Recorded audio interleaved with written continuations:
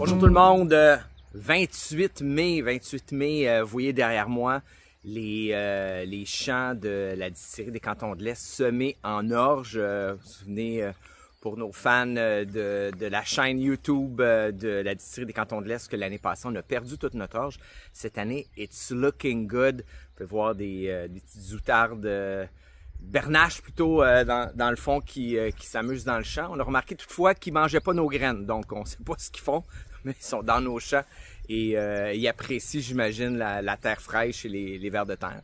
On va vous montrer aujourd'hui nos plantations de genévrier. Donc, vous vous souvenez, on veut faire du gin éventuellement à la distillerie des Cantons de l'Est, puis on veut avoir la plupart de nos produits qui viennent bio de la distillerie. Donc, pour récolter des baies de genévrier plutôt, on doit les semer. Donc, c'est ce qu'on va faire aujourd'hui avec Olivier et Gauthier. Donc, on s'en va dans les champs semer des plants de genévrier. À plus tard! Olivier, aujourd'hui, est en train de nous planter des genévriers. On est autour de notre chêne totem dans notre champ Speyside à distillerie des Cantons de l'Est. Puis, on sait que c'est difficile d'avoir du genévrier au Québec pour faire de la culture et faire du gin. On a besoin des baies de genévrier. Fait qu'on va vous montrer qu'est-ce qu'on fait avec... On en a trouvé. On ne sait pas si c'est des mâles ou des femelles, là, mais on va faire des essais. Fait que, Olivier, comment on plante ça?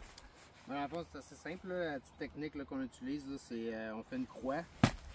On veut pas enlever trop de terre. On veut utiliser la terre qui est déjà là, locale. On va rajouter un peu d'engrais pour aider. Fait qu'on fait une petite croix comme ça. Quand on bloque comme ça, ben, ça se trouve à lever directement. Enlève un peu pour faire un peu de place pour la carotte de terre du genévrier. Un instant, comme ça. Comme ça. Ensuite, on me donne un petit peu d'engrais pour l'aider. Ça, on a du fumier de poulet là-dedans. Une belle terre. Puis là, on va chercher notre petite carotte. Clac. Ça, c'est le genévrier avec la carotte. À sa place. Puis, en repoussant, on se trouve à tout enterrer sans avoir creusé 200 trous. C'est beautiful. Comme ça qu'on procède. On en a un paquet d'autres à... On a 2,50 je pense à planter. On longe pas. On continue.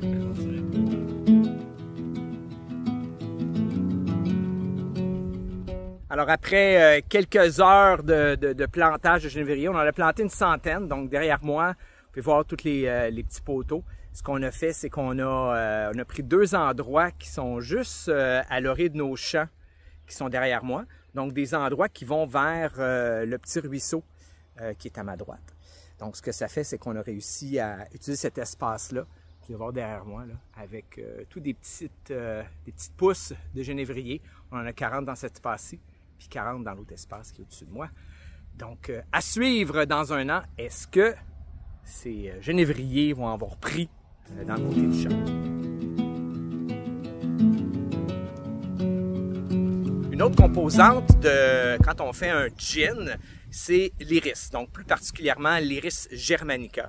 Donc, comme on a décidé à la distillerie des Cantons de l'Est de faire pousser ou la majorité des végétaux qu'on va utiliser dans nos élixirs, fait que ce qu'on est en train de faire aujourd'hui, c'est de planter l'iris germanica dans un endroit qui est vraiment fantastique pour l'iris. Donc, on est sur le bord d'un ruisseau, à l'intérieur ou un petit peu à l'extérieur de notre bande riveraine, où on a un environnement parfait pour l'iris germanica.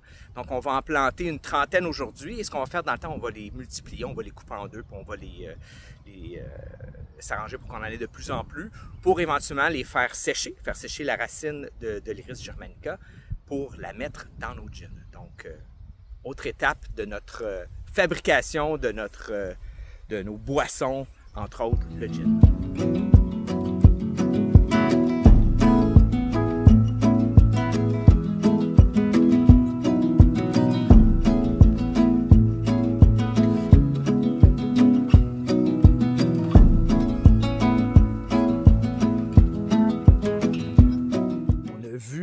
au début, plutôt vers le milieu de l'hiver, la clairière où on planifiait planter nos chênes. Donc, c'est fait. On est à la fin mai et vous pouvez voir derrière moi notre clairière avec notre plantation de chênes. Fait qu'on en a une trentaine ici de ces chênes-là, Quercus alba, donc chênes blancs d'Amérique. C'est les chênes qui sont typiquement utilisés pour faire des barils. Super content du résultat. Nos arbres qui étaient plus grands ont continué de croître. Et les tout petits aussi ont l'air à prendre près du galon. Je vais vous montrer ça. On peut voir nos beaux grands chênes ici qui, eux, ont prospéré. Ils ont bien pris, là, on peut voir les nouvelles pousses ici sur ce chêne-là qui continuent. Et nos tout petits aussi qui, quand même, on peut voir qu'ils reprennent du poids de la bête, même en plein milieu de la forêt. Je vous dirais peut-être plus particulièrement parce qu'ils sont dans le milieu de la forêt. Qui sait? Et on peut voir derrière nos filets protecteurs. On sait que les chevreuils aiment beaucoup les petites pousses nouvelles. Donc, on a protégé toutes nos chênes avec des filets. On peut voir ici nos petits chênes qui ont l'air d'aimer ça dans notre clairière.